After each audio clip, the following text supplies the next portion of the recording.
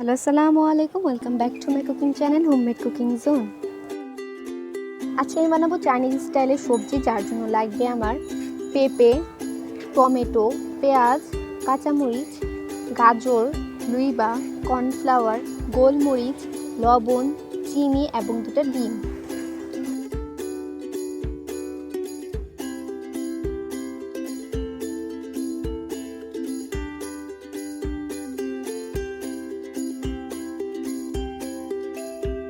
আমি পেঁপেগুলো একটু 5 থেকে 10 মিনিটের জন্য সিদ্ধ করে নিব এবং তারপরে এই পানির মধ্যে আমি গাজর এবং লিভারটা সিদ্ধ করে নিব।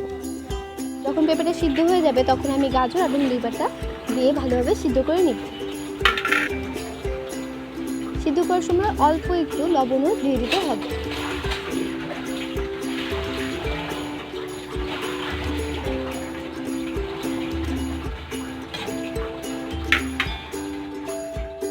যেহেতু ডিম দিয়ে ভেজিটেবলটা রান্না করবো, তাই আমি 2টা ডিম নিয়ে নিলাম। এটাকে ফেটে ভেজে নিতে হবে তেলের মধ্যে। এখন আমি 2.5 চা চামচ কর্নফ্লাওয়ারকে পানির মধ্যে গুলে নেব।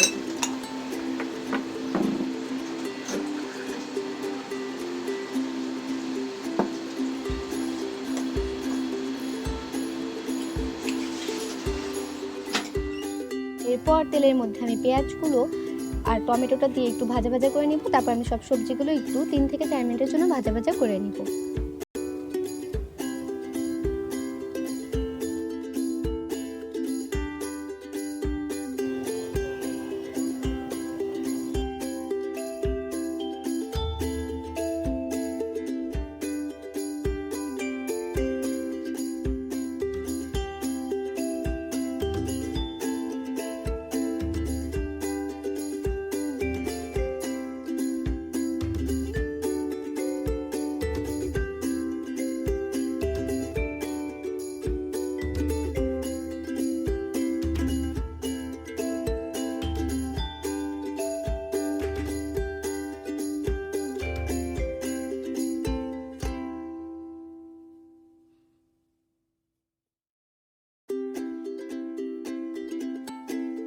দিয়ে দিব এখন গোলমরিচ গুঁড়া, টেস্টিং সল্ট এবং লবণ এবং একটু চিনি।